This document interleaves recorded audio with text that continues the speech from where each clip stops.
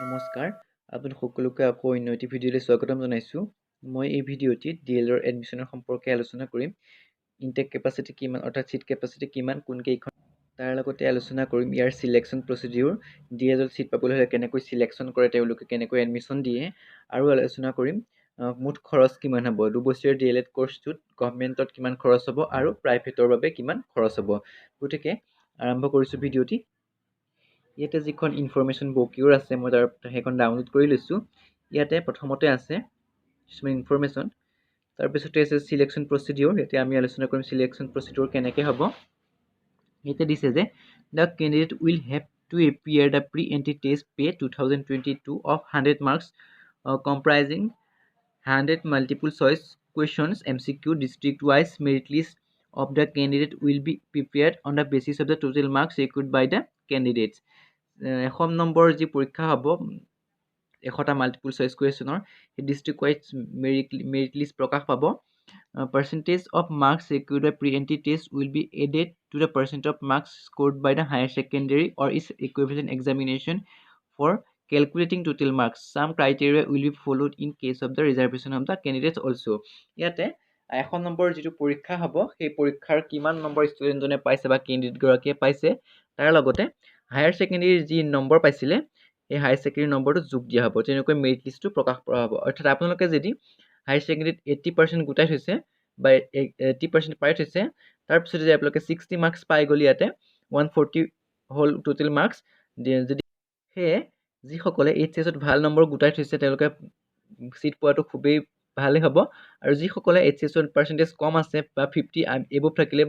Apply কৰিব 50 এবভে সকলো থাকিব কিন্তু তেওঁলোকে ভালকৈ পঢ়িব লাগিব 100 মাৰ্কছৰ ভিতৰত পেড এক্সামত ভাল নম্বৰ পাব লাগিব তেতিয়া তেওঁলোক সেই কাৰণে সকলোৱে ভালদৰে পঢ়ি এক্সামটো দিব লাগিব ইয়াতে কোৰ্স ফি আছে ইয়াতে কোৰ্স ফি দিয়া আছে ইয়াতে for Govt.and that is DIET CTE normal school BTC payable per semester যিসকল DIET district institute of teacher education college of teacher education তাৰপিছত নৰ্মাল স্কুল BTC বা বেচিক ট্ৰেইনিং চেণ্টাৰ এই সকলোবোৰতে প্ৰত্যেকটো সেমিষ্টাৰত ইয়াতে দিয়া আছে এডমিশ্যন ফি মাত্ৰ 50 টকা তাৰপিছতে মান্থলি ফিজ কিবা এটা দিব লাগে সেইটো 50 টকা আৰু এক্সামিনেশ্যন ফিজ 800 টকা আৰু 100 পাৰ পেপাৰ ফৰ ৰিপিটাৰ্ছ যিসকলে ৰিপিট দিব থাকে তেওঁলোকে 100 টকাকৈ দিব লাগিব আৰু ইয়াতে দিয়া আছে ইলেক্ট্ৰিচিটি চাৰ্জ 35 আৰু 25 হৈছে হোষ্টেলত থকা 35 কেণ্ডিডেট ষ্টেইং ইন হোষ্টেল তেওঁলোকে 35 টকা দিব লাগিব আৰু 25 per month for the candidate staying outside বাহিৰত থকা সকলো 25 দিব লাগিব এটো ইলেক্ট্ৰিচিটি চাৰ্জ টোটেল প্ৰায় 1300 মান টকাতে এডমিশ্যন প্ৰচিডিউৰ কমপ্লিট হৈ যায় গভৰ্ণমেণ্টৰ ক্ষেত্ৰত কিন্তু প্ৰাইভেটৰ ক্ষেত্ৰত এনেকৈ নহব প্ৰাইভেটৰ বাবে ইয়াতে SCERT ডাইৰেক্টৰ এটা নিৰ্দিষ্ট টকা হিচাপ কৰি দিছে for private total fees as suggested by the director SCERT Assam res 27,000 only per year it includes admission tuition fees etc ইয়াতে সকলোবোৰ সোমাই থাকিব মাত্ৰ 27000 টকাত তেওঁলোকে এবছৰীয়া কোৰ্সটো পঢ়িব পাৰিব প্ৰাইভেটৰ বাবে গতিকে ইয়াতে মই আলোচনা কৰিম ইনটেক কেপাচিটি বা সিট কেপাচিটি কোনখন ডিস্ট্ৰিক্টত কিমান কেইখন সিট আছে এডুকেশ্যন ইনষ্টিটিউট আছে আৰু তাতে কিমান সিট আছে সেইসমূহ আলোচনা কৰিম ইয়াতে প্ৰথমতে আছে বৰপেটা ডিস্ট্ৰিক্টত আছে DIET Barpeta Howly normal school Howly BT Chengia BTC Howly Bajali teacher training college এখন প্ৰাইভেট আৰু Ataur Rahman college of education private Barpeta BT college private এইকেইখন হৈছে বৰপেটা ডিস্ট্ৰিক্ট ক'ত কিমান সিট আছে এইফালে দিয়া আছে আপোনালোকে চাই ল'ব তাৰপিছতে বঙাইগাঁৱত আছে দুখন ডায়েট বঙাইগাঁও আৰু নৰ্মাল স্কুল বঙাইগাঁও ইয়াতে আছে 50-50 100টা সিট আছে ডিস্ট্ৰিক্টখনত বঙাইগাঁও ডিস্ট্ৰিক্টত তাৰপিছত আছে কাছাৰ ডায়েট কাছাৰ উদাৰবন্দ আৰু নৰ্মাল স্কুল শিলচৰ ইয়াতে প্ৰথমতে আছে 100টা আৰু নৰ্মাল স্কুল শিলচৰত আছে 50টা সিট তাৰপিছত দৰঙত আছে এইখিনি চাব তাৰপৰা ধেমাজি ধুবুৰী ডিব্ৰুগড় ডিমা হাছাও গোৱালপাৰা গোলাঘাট এইটো ভিডিঅ'টো পোষ্ট কৰি চাই ল'ব আপোনালোকে তাৰপিছতে আছে হাইলাকান্দি ডিস্ট্ৰিক্টত আছে 3খন তাতে প্ৰাইভেট এখন আছে doctor Shashi Bhushan institute of education private ইয়াতে 50টা সিট আছে তাৰপিছতে তিনিচুকীয়াত এখন আছে মাত্ৰ ডায়েট তিনিচুকীয়া 50টা সিট আছে যোৰহাট মাজুলী কামৰূপ কাৰ্বি আংলং ইয়াতে প্ৰাইভেট ক'ত আছে ভিডিঅ'টো পজ কৰি চাই ল'ব ইয়াতে তাৰপিছতে আছে কৰিমগঞ্জত আছে 4খন ডায়েট কৰিমগঞ্জ, BTC কৰিমগঞ্জ এইখিনি আছে। ইয়াতে 100টা চিট আছে প্ৰথমতে ডায়েট কৰিমগঞ্জত, তাৰপিছত প্ৰাইভেট 2খন আছে ইয়াতে। তাৰপিছত আছে কোকৰাঝাৰটো তেনেকৈ 3খন আছে। তাৰপিছত লখিমপুৰত 3খন আছে,